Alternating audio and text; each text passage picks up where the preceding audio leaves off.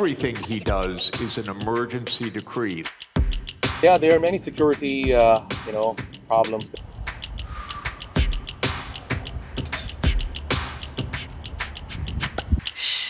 If you take the people, the Palestinians, and move them around to different countries, and you have plenty of countries that will do that, and you really have a freedom zone. The majority of Gazans have now been uprooted from shelter multiple times. While forced displacement is not new, it's now a stated objective.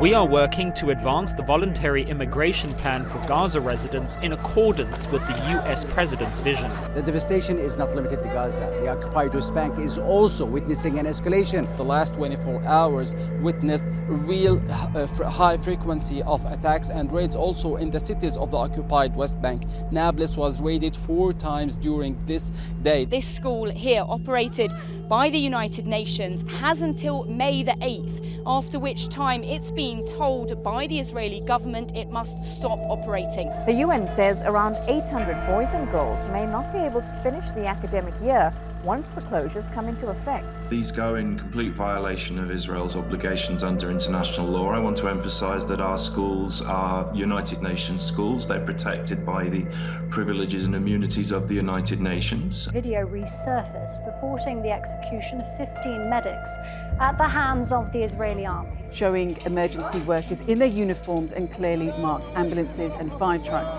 Well, Israel originally said they had approached their position suspiciously. Why did you destroy the ambulances after killing them?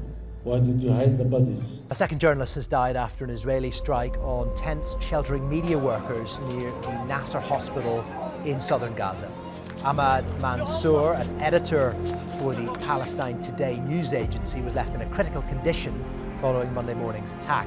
Hilmi Al-Faqi, also from Palestine Today, died after being wounded in the same attack. Al-Faqi is now among more than 210 media workers killed since October 7, 2023, the most in a single conflict in recorded history. This attack is an attempt to silence Palestinian journalists. How dangerous is it reporting from where you are? You walk around with your Kevlar as if you're wearing a bullseye on your chest. And it's not only the journalists, but also their families. Blowing journalists up in their car, burning journalists alive while they're working in their tents. This is absolute insanity. And the only thing worse than all this is that journalists around the world, including in Western countries, are in many ways silent.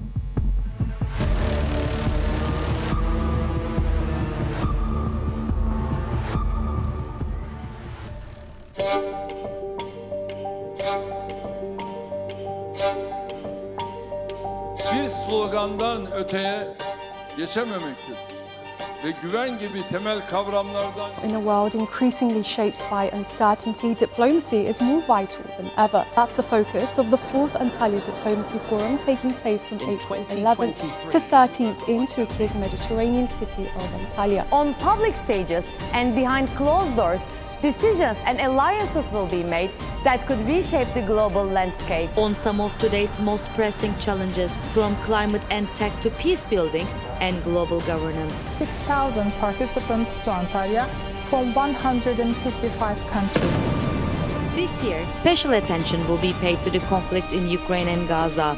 Isn't it cruel to rain bombs on people who are trapped within a 360-kilometer radius? Now, Turkish Foreign Minister Hakan Fidan has called for a permanent ceasefire in Gaza. Finding a solution for the Palestinian people has been top of mind. We are rejecting any kind of plan which forces the Palestinians to leave their homeland. His Majesty was very unequivocal, he was very clear. He said he will only do what's in the interest of Jordan, and obviously displacing Palestinians into Jordan is not in the interest of Jordan. The stance of the European countries, Arab and Islamic countries, is crystal clear. We are certainly rejecting the forced immigration of the Palestinians. We need to go back to ceasefire as soon as possible, which needs to be a permanent ceasefire. To all those countries who have not recognized the state of Palestine, we want them to recognize Palestine at the earliest opportunity.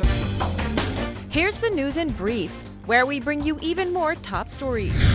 A peace deal is said to be the only prescription to relieve the humanitarian crisis in eastern DRC. Peace still feels out of reach for the Congolese people. Talks expected this week between Kinshasa and M23 rebels in Qatar were dropped, with no new plans on the table.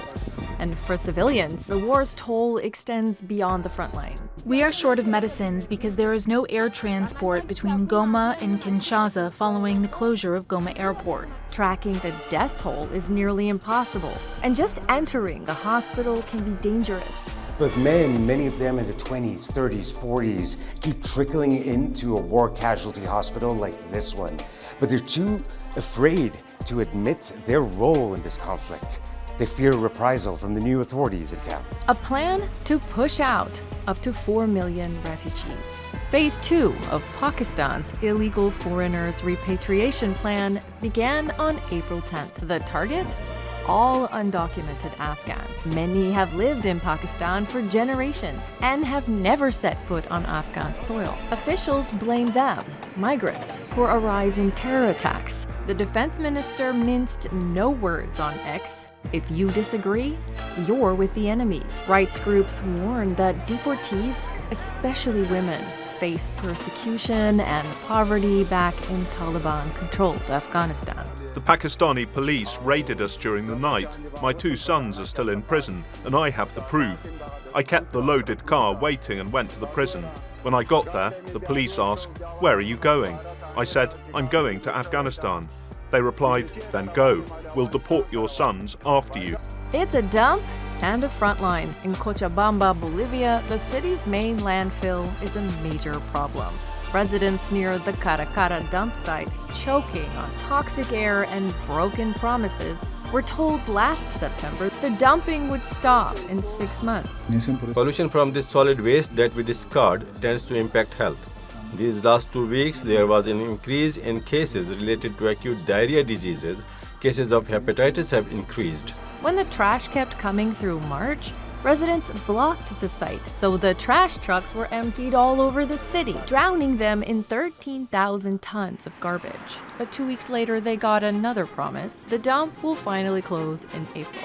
Ukraine has decided it isn't lowering the military draft age from 25 to 18, as some U.S. advisors suggested. But it is trying to attract younger volunteers. Enter the generation that decides now. Ukraine unveiled a new recruitment initiative called The Generation That Decides Now.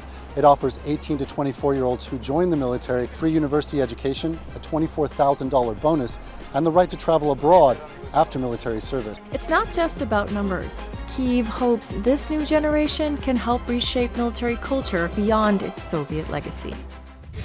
And now for a taste of our programs.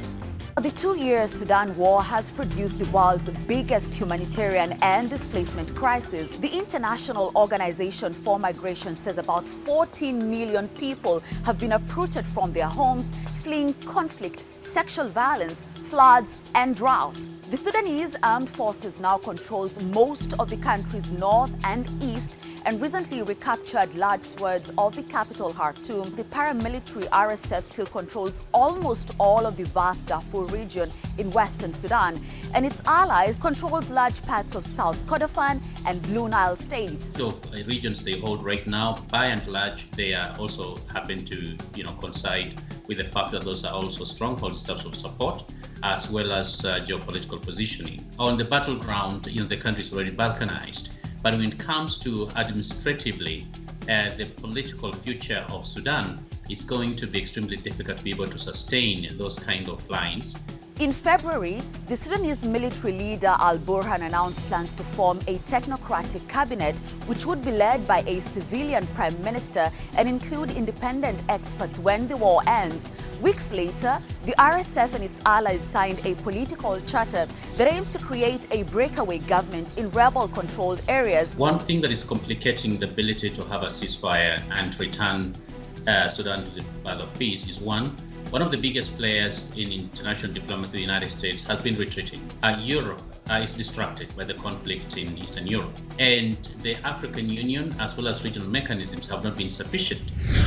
Refusing to back down, China raises tariffs on American goods to 125% as it faces up to 145% levies on its shipments to the US. Pressure and threats from the United States will not resolve the dispute. The US should return to fair dialogue. China has taken and will continue to take resolute countermeasures. I have great respect for President Xi. He's been, in a true sense, he's been a friend of mine for a long period of time.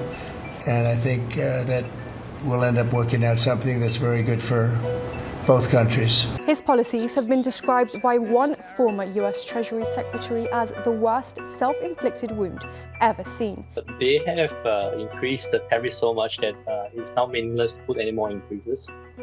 I would say that. I think the Chinese have also have sort of indicated that they probably would not respond to any further increases. That is the tariff increase, because they don't really see it as being any meaningful to go any further. The reason that countries, people, and companies trade is because it's mutually beneficial. And when you start messing with that, with either tariff or non-tariff barriers and violating the WTO as Trump is, it ruins the whole system. And everyone loses. And the United States set up this system in post-World War II, and Trump claims that, other countries are taking advantage of us, and other countries may have more trade barriers, but that's their problem. College basketball, and Florida are the men's top division champions for the third time in their history. Houston's fine defensive display kept them in control for much of the game, and they opened up a 42-30 lead in the second half. But with 46 seconds to go, Elijah Martin hit 2 free throws, and Florida never looked back. A heck of an accomplishment. I'm super proud of everybody in my program, top to bottom. And our players, they've been the difference all the way along. Been incredibly consistent all year. Obviously, we have an incredibly talented group. How they came back, as you mentioned, from double digits down to win their first national title in 18 years. And the main person, as you mentioned, to do that, that helped them get there was Walter Clayton Jr., the MOP, as the NCAA tournament likes to call him, the most outstanding player of the year. And this is a player who, going into college basketball, coming out of high school ball, was a 0-star recruit. What does that mean? Probably means that I would have probably been a 0-star recruit as well. Someone who isn't really up to scratch in terms of, compared to the greats of the game, at least at that level. What has he done? He went to a school called Iona, who was coached by Rick Pitino, the great Rick Pitino, and then showed himself that he was good enough to play for bigger teams like the Florida Gators. And now he is the most outstanding player